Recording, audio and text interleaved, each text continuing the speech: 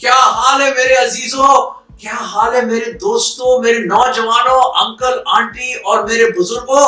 मेरे दोस्तों, मैं बताना चाहता हूं कितनी बढ़िया खबर आई है कि इंडिया ने सिल्वर मेडल जीत लिया है टोक्यो ओलंपिक्स में। पूरा भारत कितना खुश है कि इंडिया जीत गई। और वाकई मीरा भाई जानू ने कितना अच्छा परफॉर्म किया है 49 किलोस कैटेगरी वेट लिफ्टिंग में। वाह, कमाल हो गया। हम तो बड़े खुश हुए। चलो, किसी ने एक मेडल तो जीता। उम्मीद करते कि और भी मेडल्स हमारे एथलीट्स जीते।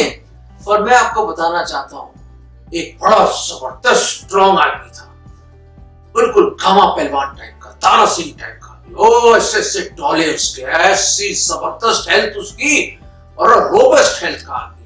ओ मैं बताना चाहता हूं कि टमाटर की तरह उसके गाल थे और ऐसा फेयर कंप्लेक्शन का और इतना गोरा और जबरदस्त लंबा चौड़ा और ऐसे जबरदस्त मसल्स थे उसके और ऐसी बॉडी बिल्डिंग करता था, ऐसी मेहनत करता था। वो स्ट्रॉन्गेस्ट मैन बन गया। ये कहानी सुना रहा हूं मैं आपको, स्ट्रॉन्गेस्ट मैन की हमारे पिताजी ने सुनाई थी। और वो कहता है कि मैं कोई भी वेट उठा लूंगा। वो बड़े बड़े जबरदस्त वेट उठाता, गाड़ी को उठा लेता था एक तरफ से, बड़ी बड़ी गाड़ियों को, और बड़े बड़े ट्रक्स को खींच लेता था। वो बड़ी हिम्मत थी बंदे, बहुत जबरदस्त ताकत और खूब खुराक, ऐसी खुराक थी, पता नहीं कितने अंडे, कितने चिकन, कितना कुछ खाता था वो। और बड़ी जबरदस्त वर्जिश करता था वो। ऐसे कई घंटे लगा रहता था जिम में वो और बड़ी जबरदस्त डंड पेलता था वो। और बड़े कोई लोग डरते थे उससे। और बहुत लंबा चौड़ा, पतली 7 फुट लंबा आदमी। और दोस्तों, क्या हुआ कि एक दिन एक इंटरव्यू दे रहा था और लोग कह रहे थे वाह वाह, क्या वर्ल्ड रिकॉर्ड आपने करा है, ये करा है, वो करा है। खूब बड़ा कुछ बड़े मेडल लगाए हैं उसने, है जैसे हमने देखा कि ये मेडल मीरा भाई ने जीता। और कैसे वहां पे बड़े बड़े मेडल्स, बड़े बड़े कप रखे हुए उसने। और ये इंटरव्यू करने वाली लेडी ने पूछा उससे, सर आप इतने बड़े, इतने महान, वर्ल्ड स्ट्रॉन्गेस्ट मैन का खिताब, शायद रुस्तुम हिंद टाइप का आदमी हो आप, और मैं आपसे पूछना चाहती हूँ कि क्या आप अपना वेट उठा सकते हैं? अपना वेट? कहता मैंने सोचा नहीं, कोशिश कर लेता हूँ। जरा मोटे दिमाग का था वो, है। तो उसने क्या करा, उसने अपनी खूब पतलून खींचने की कोशिश करी, कभी अपने आप को यूं चिल्लाते मारे, कई तलबाजियां खाई, कभी समरसॉल्ट कर रहा, कभी ये कर रहा, वो कर रहा, कुर्सी पे चढ़ गया वो और खूब अपने आप को छलांगे मार रहा, पर छलांगे मार रहा है। और छलांगे मार मार के परेशान हो गया, थक गया। और जितना अपने आप को ऊंचा करे वहीं का वहीं नीचे आ जाए, फिर ऊंचा करे फिर वहीं का वहीं नीचे आ जाए। मेरे अजीजों और मेरे दोस्तों और मेरे दर्शकों, मैं आपको बताना चाहता हूं, उसने अपनी जान लगा दी पर अपने आप को उठा नहीं सका। बिल्कुल ऐसे ही, बिल्कुल ऐसे ही एक ऐसा वेट है आपके ऊपर जिसकी बदौलत आप अपने आप को उठा नहीं सकते। आप बोले छोड़ो एल्फ्रेड साहब, क्या बोल रहे हैं? अबे हमें पता है ग्रेविटी है ना। अरे साइंस में पढ़ा हमने, स्कूल गए भाई हम पे। अरे कोई चीज ऊपर फेंकिए, न्यूटन साहब ने कहा था वो ऊपर जाएगा तो नीचे आएगा, ग्रेविटी है ना, वो खिंचाव, इस पृथ्वी का खिंचाव। तो पर दोस्तों, मैं आपको बताना चाहता हूँ वो सब ठीक है भाई, पर एक ऐसी चीज है, ऐसा बोझ है आपके ऊपर जिसको आप उठा ही नहीं सकते। और बचपन से लड़कपन और जवानी और शायद बुढ़ापे तक आप उसको लेके चल रहे हैं आप। और शायद ये बोझ आपको बहुत जल्द, कभी ना कभी, 70, 80, 90, 100, मुझे मालूम नहीं, हम तो चाहते हैं आप बहुत जिए, पर कभी ना कभी ये जो बोझ है ना, आपको दबा दबा के आपको कब्र में ले जाएगा या मौत आपको दबोच लेगी। मेरे अजीजों, मैं बताना चाहता हूं, इस बोझ को हम पाप कहते हैं। पाप, सिन। बाइबल बताती है हर एक ने पाप किया है, हर एक उसकी महिमा से घिरा हुआ इंसान, कोई नेक नहीं, कोई धर्मी नहीं।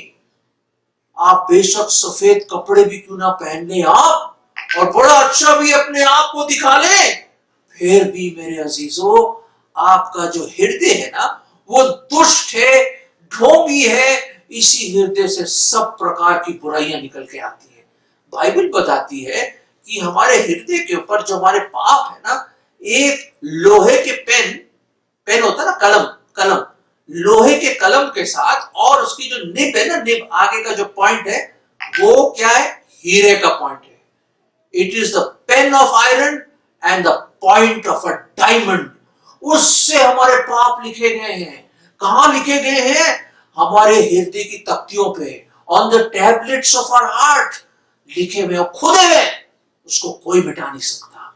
बिल्कुल ऐसी मुझे याद आ रहा है कि एक अफ्रीकन छोटा बच्चा था, वो एक गया नदी में गया था, ऑरेंज नाम की एक नदी है वहां पे, और वहां पे वो देखा एक प्रभु के सेवक थे वहां पे, एक होटल की खिड़की से उन्होंने देखा कि एक अफ्रीकन छोटा बच्चा, शायद 12-13 साल का होगा, वो खूब अपने आप को ना खूब रगड़ रहा है, साबुन से खूब रगड़ रहा है, और डुबकियां मार रहा है उस नदी में, और उसका होटल उस नदी के पास था।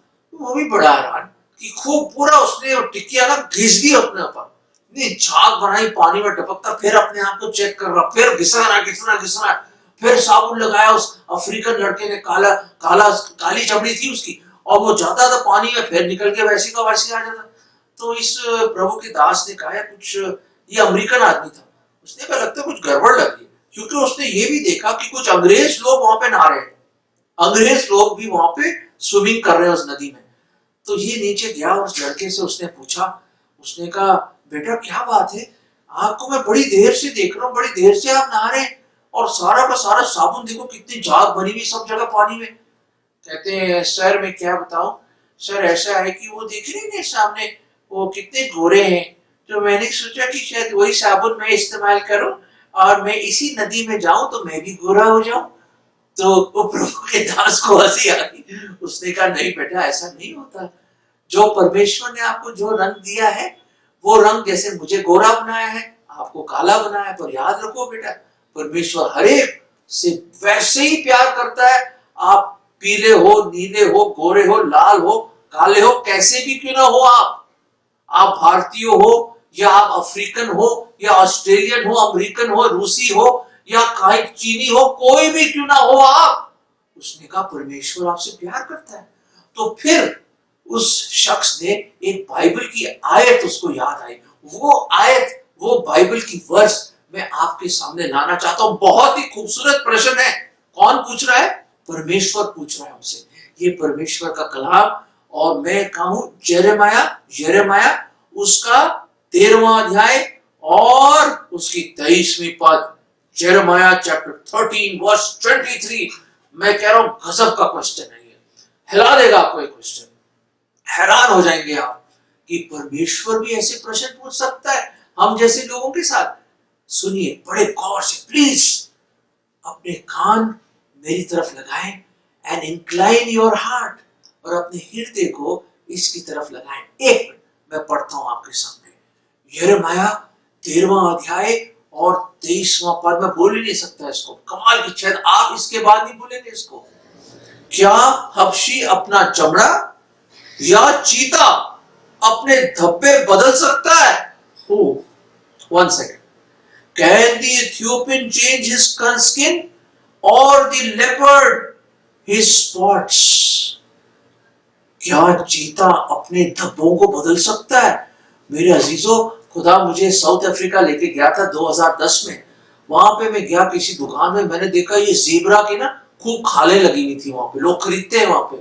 तो मैंने कहा मैंने आज तक तो कभी छुआ नहीं उसको, तो मैंने उस चमड़े को अपने हाथ में उठाया, और मैंने कहा ऐसा होगा शायद उसके जो ऊपर जो बाल है ना, जैसे घोड़े के बाल होते हैं या हर एक चमड़े के ऊपर बाल होते हैं, मैंने कहा शायद उस तरह से अगर उसको साफ कर दिया जाए तो ये काले और सफेद जो डिजाइन है ना ज़ेब्रा के ऊपर, शायद वो साफ हो जाए।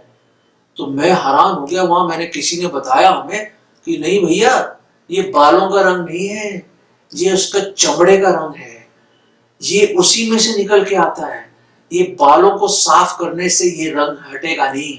वैसे ही चीता है, वैसे ही टाइगर है, उनकी जो लकीरें हैं, उनकी जो लाइन है, उनकी जो डिजाइन है, या उनके जो धब्बे हैं, स्पॉट्स हैं, उसको आप मिटा नहीं सकते, या उस तरह से साफ नहीं कर सकते आप, या किसी साबुन से निकाल नहीं सकते आप। वो परमानेंट है, वो परमानेंट दाग है मेरे अजीजों, परमानेंट डिजाइन है उनके ऊपर, उसको कोई नहीं हटा सकता।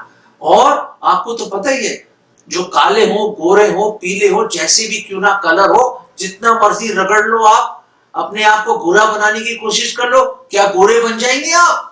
नहीं। सारे एडवर्टाइजिंग लोग इतने करोड़ों रुपया कमाते हैं कि फेयरनेस क्रीम ले लो, ये ले लो, वो ले लो, सब बेकार है, सब बेकार है।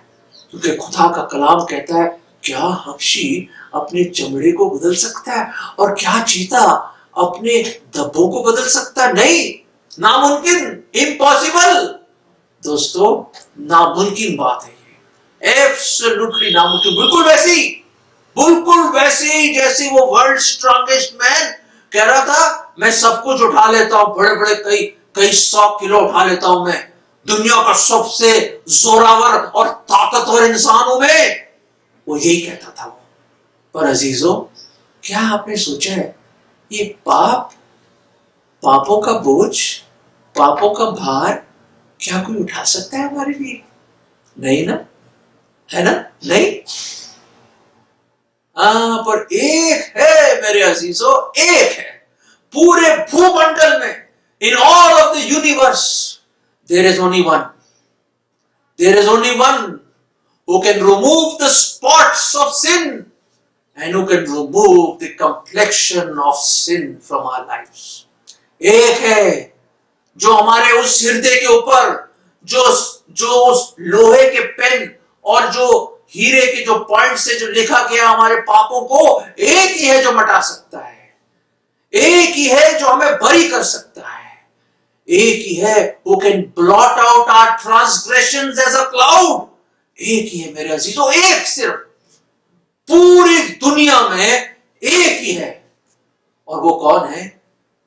वो परमेश्वर है। परमेश्वर, और उसका नाम क्या है? उसका नाम प्रभु यीशु मसीह है। यीशु का मतलब उद्धार देने वाला, सेवियर, उद्धार करता। और मसीह का मतलब मसा करके भेजा हुआ, द अनॉइंटेड वन।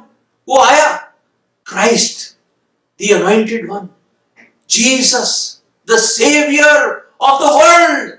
वो आया, क्यों आया? To save us from our sins, हमें पापों से बचाने के लिए आया। और वो आया एक मिशन के लिए, इम्पॉसिबल मिशन। कैसा इम्पॉसिबल था? नामुमकिन क्या चीज थी ये? ना हबशी अपनी चमड़ा बदल सकता है, ना चीता अपने धब्बे। और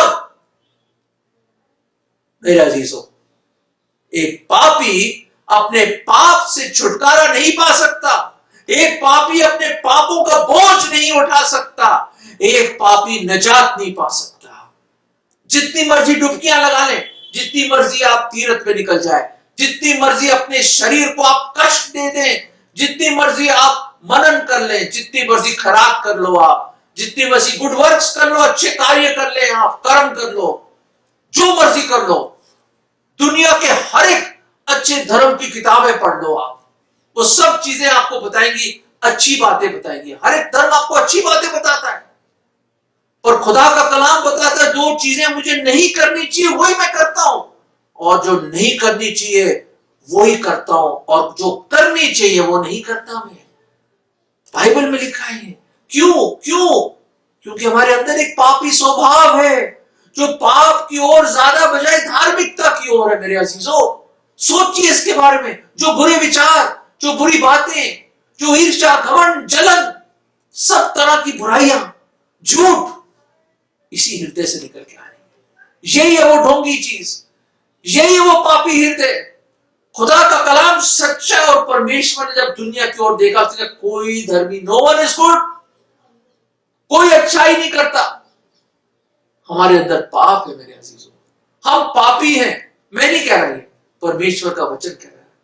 रोमियो 3:23 में लिखा है, और रोमियो 6 में लिखा है, पाप की मजदूरी मृत्यु है। मृत्यु, अनंत काल की मृत्यु। जब अमर आत्मा हमेशा हमेशा के लिए नरक में फेंकी जाएगी, उसको अनंत काल की मृत्यु कहते हैं। एक तो शारीरिक मृत्यु है, जब ये आत्मा और शरीर जुदा हो जाते हैं। शरीर को आप जला दो, दबा दो, जो मर्जी करना कर लो, दफना दो, पर आत्मा अमर है, याद रखिए। आत्मा को कोई नहीं जला सकता, ना गोली मार सकता, ना दफना सकता है। और एक दिन खुल जाएंगी किताबें, जब भी हिसाब होगा, वो न्याय आएगा। आज वो आपके लिए उद्धार करता है प्रभु यीशु मसीह, एक दिन वो न्याय बन के आने वाला है। मेरे अजीजों, न्याय करने आ रहा है। पर खुदा का लाख लाख लाख लाख शुक्र है कि कल्पना कीजिए ये आप है, कल्पना कीजिए ये आप है और ये प्रभु यीशु मसीह है। कल्पना कीजिए, और ये आपके पाप है। किसके ऊपर? आपके ऊपर।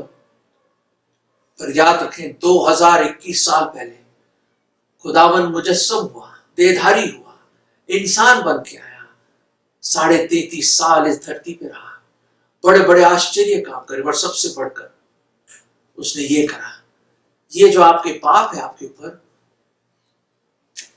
प्रभु यीशु मसीह पे डालेंगे। और प्रभु यीशु मसीह ने आपके गुनाहों की सजा सलीब पर, वो मृत्यु, पाप की मजदूरी अपने ऊपर ले ली।